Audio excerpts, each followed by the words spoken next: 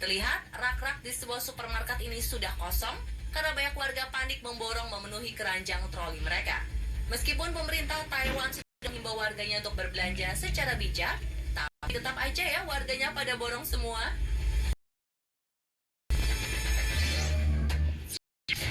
Bentrok saat memasuki supermarket.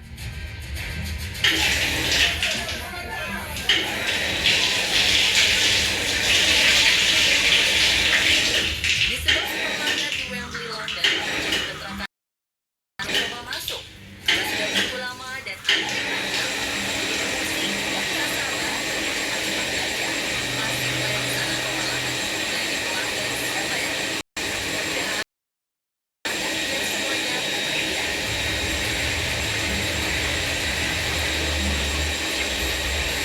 Beralih ke rebutan isu.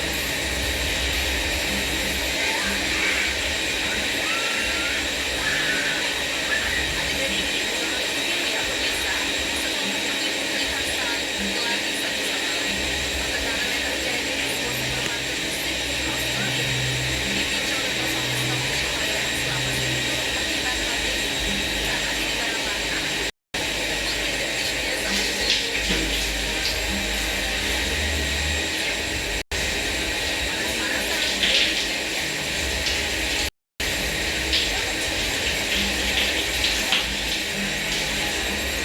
Tidak bisa berbelanja untuk memenuhi kebutuhan sehari-hari selama masa pandemi. Warga Sydney, Australia, karena panas-panasan bahkan antri berjam-jam masuk ke dalam sebuah supermarket. Dan ada ribuan tapi harus tetap social media. Panjang banget ya antriannya.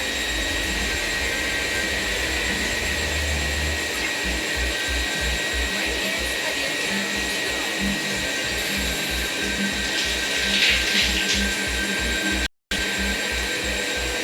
Hal yang bikin beda pemirsa. Seorang ibu tengah bermain di mengganti sengaja permainan dengan tisu roll.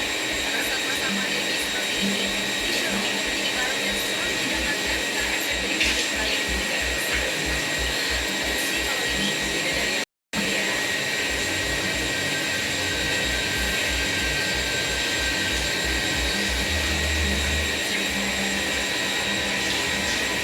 Berbeda dengan aksi panik buying lagi mementingkan kepentingan diri sendiri, namun siapa sangka ternyata masih ada orang yang memikirkan nasib orang lain di tengah masa pandemi yang belum usai ini. Aksi yang dilakukan bikin kita angkat dua jempol lipat ganda.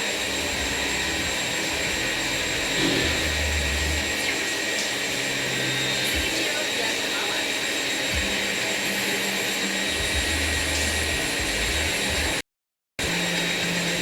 Si akhirnya saat inilah beliau bergerak dan meledakan. Hanya pemirsa, bocah umur 4 tahun asal Sampang, Madura ini menyumbangkan seluruh uang tabungannya. Bagi tim medis yang menangani kasus COVID-19, berawal mengundang siaran televisi dan menang TV bisa menangis. Akhirnya ia bergerak memberikan bantuan kepada tim medis tersebut.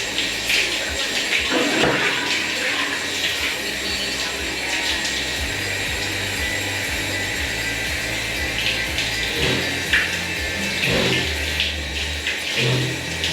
Itulah yang terjadi di Jari 16. Berikut ini foto fitur yang paling anaknya Omes melakukan hal yang luar biasa.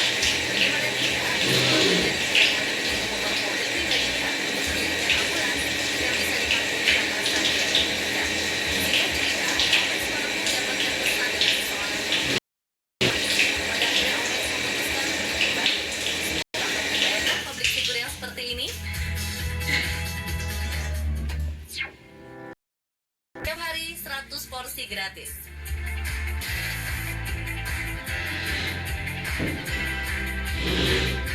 Sungguh luar biasa aksi yang dilakukan satu keluarga ini. Diketahui warga Surabaya yang bernama Pak Yoni ini membagikan makanan secara gratis kepada yang membutuhkan setiap hari. Dalam sehari menyiapkan 100 porsi makanan. Awalnya hanya menggunakan modal sendiri. Namun pada akhirnya banyak orang dermawan yang ikut membantu memberikan bantuan. Baik berupa makanan ataupun uang. Top banget deh Pak Yoni dan keluarga.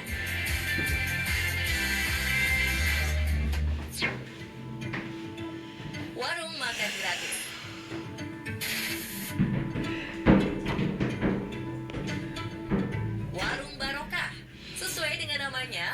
makan yang satu ini banyak barokahnya, karena warung makan ini memberikan makan secara gratis untuk siapa saja yang membutuhkan. Warung yang awalnya digagas oleh 2 orang warga Klaten, Jawa Tengah ini membebaskan pengunjung untuk memilih makanan yang telah disediakan tanpa membayar sepeser pun. Sudah pasti warung gratis ini tak pernah sepi pengunjung, mulai dari pedagang keliling, tukang becak hingga buruh. Wah, patut dicontoh ya, karena warga yang kesulitan ekonomi saat pandemi jadi terbantu.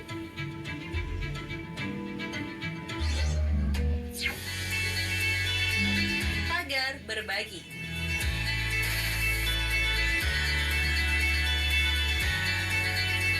Warga Kelurahan Gandaria Selatan, Jakarta yang saling membantu warga yang membutuhkan bantuan. Dengan saling bergotong royong satu sama lain, akhirnya mereka berinisiatif untuk membuat pagar berbagi. Makanan dan kebutuhan lainnya ditempatkan di dalam plastik, lalu kemudian digantung di pagar. Siapa saja yang membutuhkan bisa langsung mengambilnya.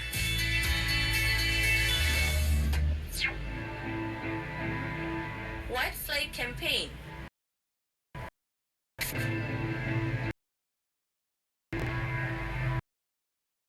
Warga Malaysia kompak melakukan kampanye kibar bendera putih untuk saling membantu di masa seperti saat ini. Gerakan dimulai dari akhir Juni lalu saat Malaysia. Inisiatif gerakan ini dimulai oleh sekelompok pemuda di Kuantan yang melakukan dan keuangan yang cukup. Gerakan ini membantu sesama yang sangat membutuhkan pasokan kebutuhan pokok selama pandemi tanpa mengemis. Jadi jika warga mengibarkan bendera putih, artinya butuh bantuan dan bantuan akan segera datang.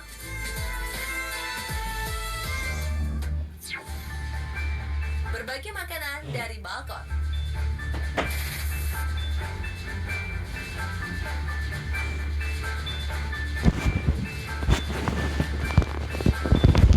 Di Italia, seorang pria bernama Angelo Piccone melakukan aksi mulia dengan menggantungkan makanan dengan keranjang. Angelo melakukan aksi ini setelah proyek sosial di Napoli pusat ditutup akibat lockdown. Makanan yang digantungkan di balkon ini diperuntukkan untuk tunawisma. Bagi penduduk di lingkungan Santa Chiara yang ingin membantu, tinggal meletakkan makanan tersebut di lift keranjang tersebut. Indahnya berbagi ya.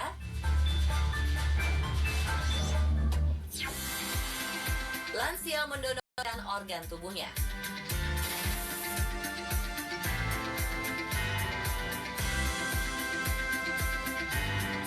Kalau yang ini aksinya sangat menyentuh hati. Bagaimana tidak, pasangan lansia berusia 89 tahun asal Cina ini baru saja sembuh setelah menjalani 1 bulan perawatan di rumah sakit karena COVID-19. Namun mereka berdua justru mengambil keputusan besar dalam hidupnya. Sang kakek berucap bahwa dirinya dan menyerahkan organ tubuhnya kepada siapa saja yang membutuhkan ketika mereka sudah meninggal. Tersebut mengatakan tidak ada yang lebih baik daripada melakukan aksi ini. Sungguh mulia sekali.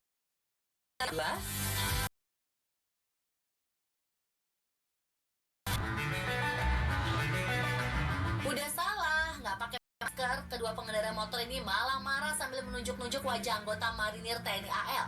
Gak ada takutnya nih si bapak. Udah nunggak nggak bayar listrik, pas ditagih uangnya malah sampai petugas harus mengambilnya di lantai. Bener-bener gak ada sopan santunnya. Tenang pemirsa, habis ini kita emosi bareng ya. Luapkan kesalahan Anda sesaat lagi.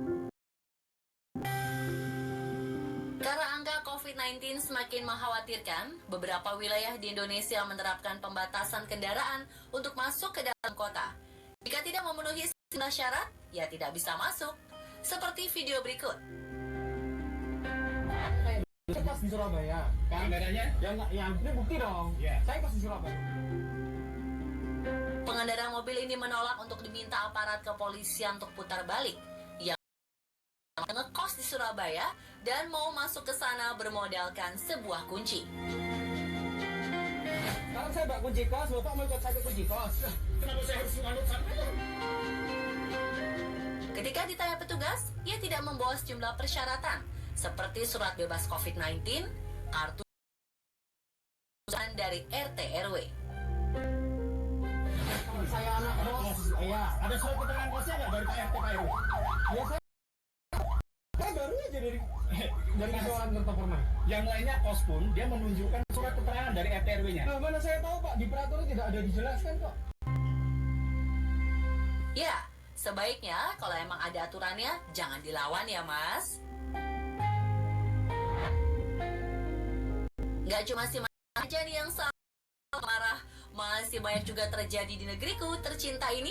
Orang-orang unik bin ajaib alias yang salah malah jadi lebih galak, Pol.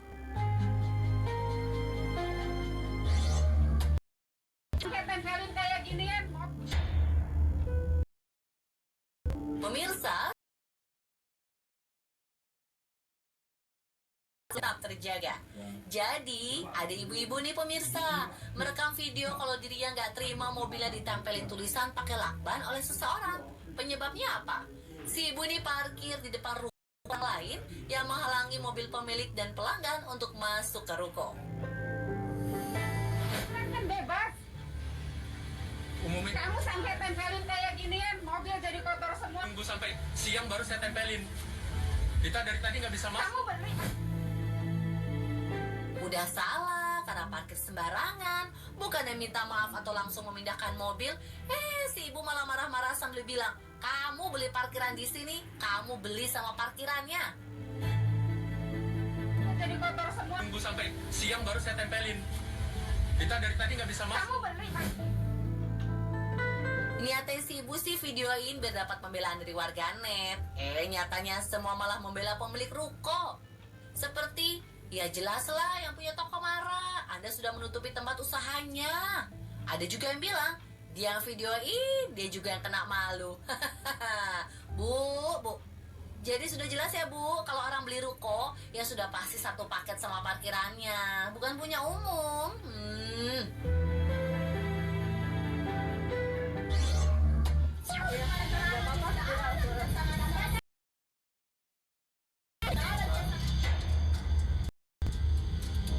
Ada lagi nih pemirsa, kelakuan emak-emak yang bikin bingung.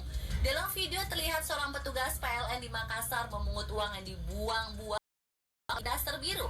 Padahal si ibu tersebut ditagih oleh petugas karena sudah menunggak tidak membayar tagihan listrik.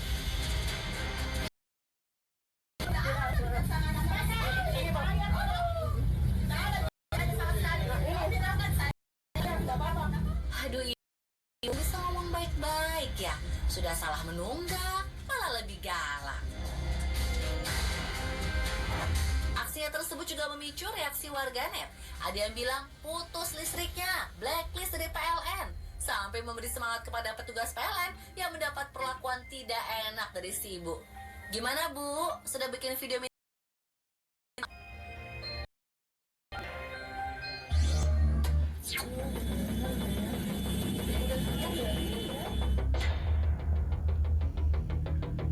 namanya aja busway ya, jalur khusus bus Transjakarta, bukan jalur umum. Nah, seperti ini jangan ditiru ya pemirsa. Udah salah karena lewat busway, ditegur malah ngamuk ngajakin petugas duel.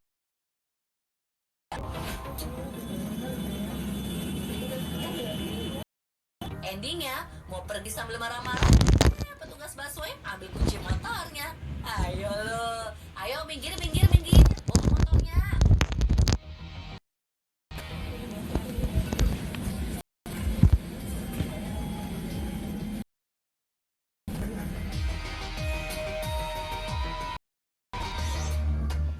Ini buat jalan kaki trotoar.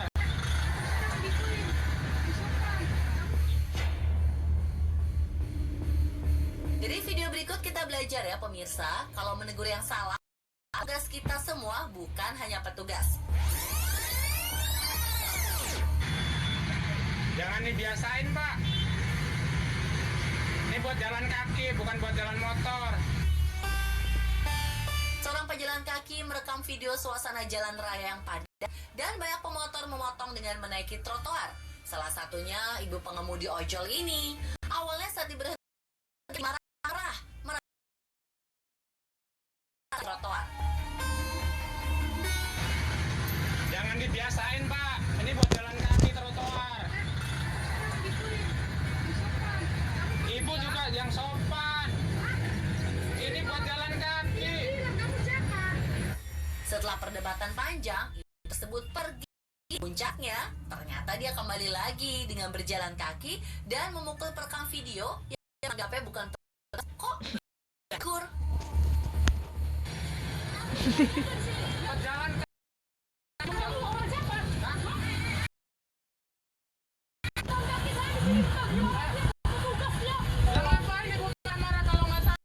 Aksi ibu itu bahkan membuat jalanan yang macet semakin ramai klakson dan orang berteriak.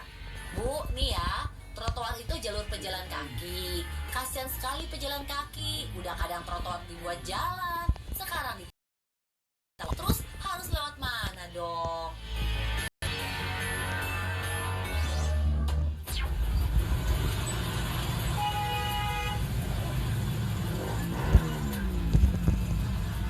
Emang kalau udah mama di jalan raya nggak ada tandingannya. Dalam video terlihat seorang motor yang mengenakan jilbab krem dan celana biru berada di jalur yang salah. Udah padat, si mak bikin jalan raya makin macet. Karena melawan arah dengan sang.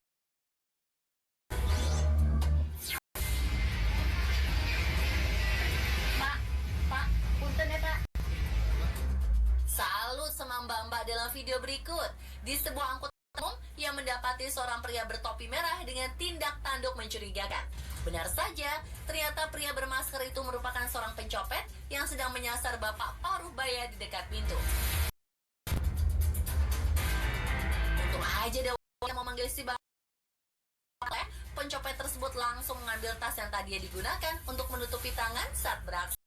Sontak tahu aksinya gagal, si pencopet malah marah dan memukul kamera ponsel dengan tasnya. Ya mbak, Indonesia memang butuh banyak orang baik seperti kamu. Buat pencopet, kapokmu kapan? Cari duit tuh yang halal, cari kerja, bukan jadi pencopet.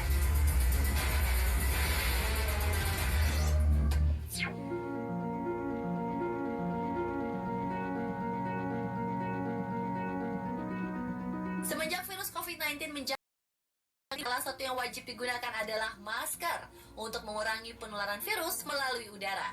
Nah, jadi wajar aja kalau ada yang tidak bermasker ditegur. Tapi apa jadinya kalau ditegur malah marah-marah? yang lain-lain aja dulu, Pak.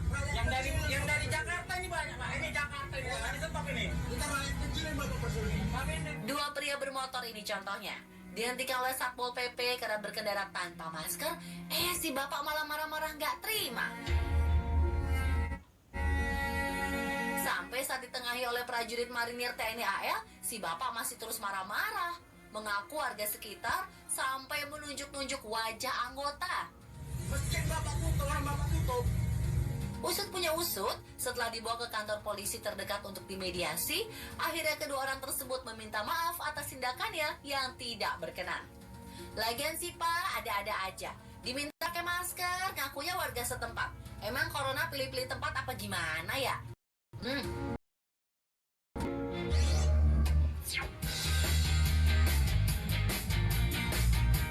Bangun tidur, internetan. Mau tidur, internetan dulu. Kerja atau belajar, juga pasti internetan. Sepertinya manusia saat ini nggak bisa lepas ya dari internet. Tapi tahukah pemirsa, bagaimana sebenarnya awal mula perkembangan internet pada masa lalu? Menariknya, ini sebenarnya merupakan proyek militer Amerika Serikat sebagai senjata di Perang Dingin. Saksikan rekam jejaknya dalam tema No and Then Internet dari militer menjadi kebutuhan primer sesaat lagi. Tetaplah setia bersama On The Spot di Trans 7.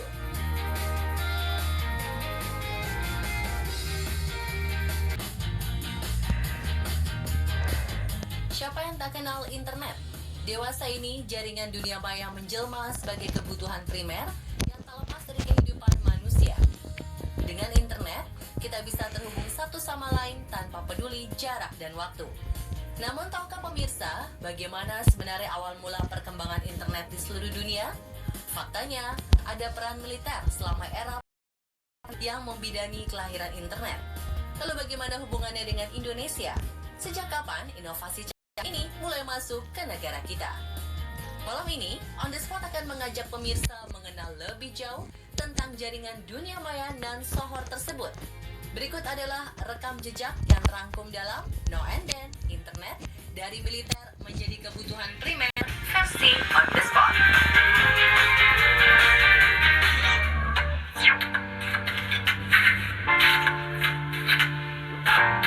Seperti yang sudah diungkit sebelumnya, kelahiran internet sebenarnya dipicu dari era Perang Dingin antara Uni Soviet dan Amerika Serikat. Kedua negara berperang dalam kemajuan teknologi pada pertengahan abad ke-20, termasuk lomba menuju luar angkasa. Soviet sempat unggul dari sang rival saat berhasil mengorbitkan satelit buatan manusia pertama yang diberi nama. Sebagai respon dari momen pada Oktober 1957 tersebut, Departemen Pertahanan Amerika Serikat membentuk sebuah badan bernama Advanced Research Project Agency atau yang disingkat ARPA. ARPA diberi tugas untuk meningkatkan ilmu pengetahuan dan teknologi yang bertujuan mengimbangi Uni Soviet. Salah satu sasarannya adalah meningkatkan teknologi komputer yang baru berusia 1 dekade.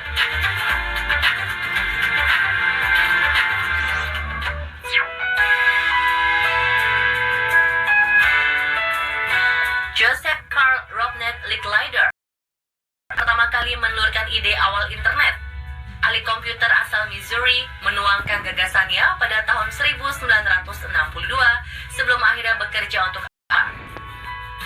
Idenya sederhana, yaitu menghubungkan satu komputer agar keduanya bisa berbagi data yang sama.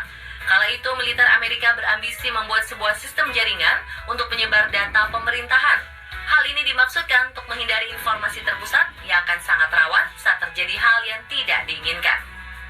Gagasan Licklider akhirnya baru bisa terwujud melalui riset selama 7 tahun. Dua komputer yang masing-masing Institut Penelitian Stanford berhasil terhubung pada 29 Oktober 1969. Kala itu, para peneliti di California berupaya mengirim sebuah kata ke komputer di Stanford yang berjarak lebih dari 500 km. Kata dimaksud adalah login, yang berarti masuk ke dalam sistem. Namun mereka hanya berhasil mengirimkan 2 huruf pertama karena jaringan mendadak putus.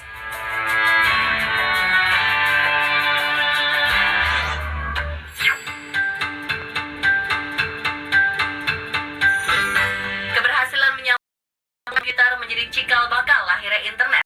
Beberapa bulan berselang, ARPA di bawah naungan Departemen Pertahanan Amerika sudah bisa menghubungkan 4 komputer di wilayah pantai barat.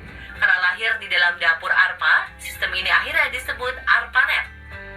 Dari awal mulanya hanya 4 komputer, jaringan ARPANET meluas menjadi ratusan jelang akhir era 70-an. Membludaknya minat di antara departemen dan institusi lain, membuat ARPA akhirnya kesulitan mengatur sistem. ARPANET akhirnya dipecah menjadi 2, yaitu MILNET untuk keperluan militer dan sistem ARPANET baru yang khusus untuk penelitian dan edukasi. Pada era ini juga akhirnya dicetuskan sistem percakapan antar komputer yang diberi nama electronic mail atau yang disingkat menjadi email. Ikon diperkenalkan untuk mengidentifikasi pengguna komputer dalam sebuah jaringan bersama.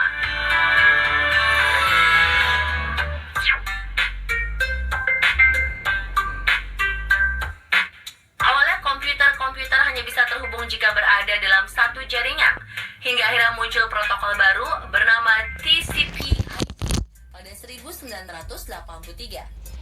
Dengan sistem ini, jaringan-jaringan tersebar di seantero negeri bisa saling terhubung satu sama lain. Pada era ini juga istilah internet mulai dikenal luas.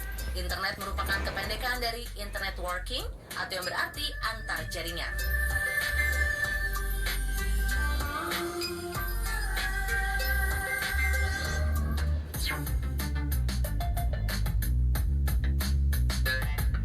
Periode akhir 1980-an menuju awal 90-an menjadi babak baru perkembangan internet.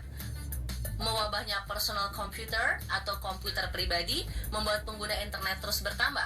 Tak hanya di Amerika, tapi juga di seluruh dunia. Dari yang mula hanya sebagai proyek militer dan edukasi, internet berkembang menjadi masyarakat awam. Peminatnya terus bertambah di abad ke-20. Hal ini diiringi penemuan situs dan web yang diberi tajuk World Wide Web. www adalah sebuah wadah di dalam internet yang memungkinkan para penggunanya saling berbagi data dan informasi. Pada titik inilah internet berada dalam wujud yang kita kenal saat ini. Sedikit fakta unik, www.info.cern.ch adalah website yang pertama kali aktif dan masih bisa diakses hingga detik ini. Isinya adalah perkenalan dan penjelasan tentang gambaran umum dunia maya.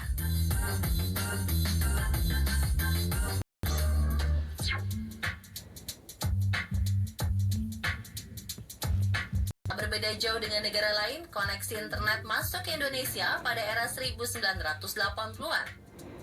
Sebelum berkembang pada 1990-an, jaringan internal kampus Universitas Indonesia atau dikenal sebagai UINET menjadi pionir dalam hal tersebut. UINET online sejak 1983 dengan tujuan menghubungkan universitas-universitas negeri di seluruh Indonesia dalam semangat edukasi. Meski begitu, proyek ini sempat mandek pada awal 90-an, karena kala itu infrastruktur yang dibutuhkan masih terlampau.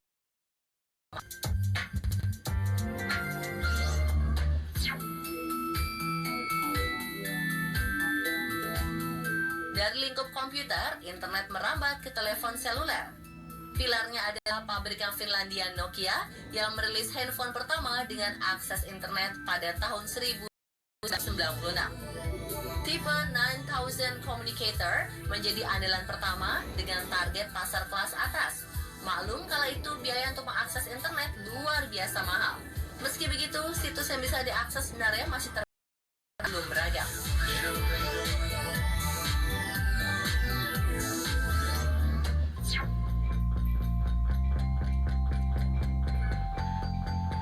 Internet kembali bertransformasi saat memasuki milenium ketiga.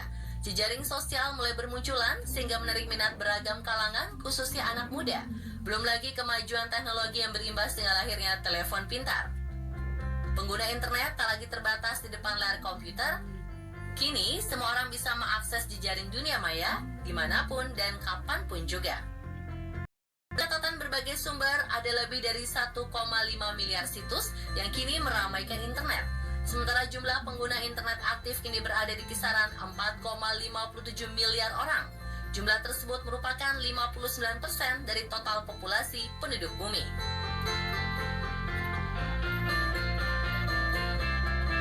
Well, itulah sejarah panjang perjalanan internet yang kita dari sekedar senjata menghadapi perang dingin, jejaring dunia maya kini menjadi kebutuhan primer yang tak bisa lepas dari kehidupan sehari-hari. On the Spot akan tetap setia menyajikan beragam informasi menarik dan menghibur yang pastinya spesial disajikan untuk pemirsa.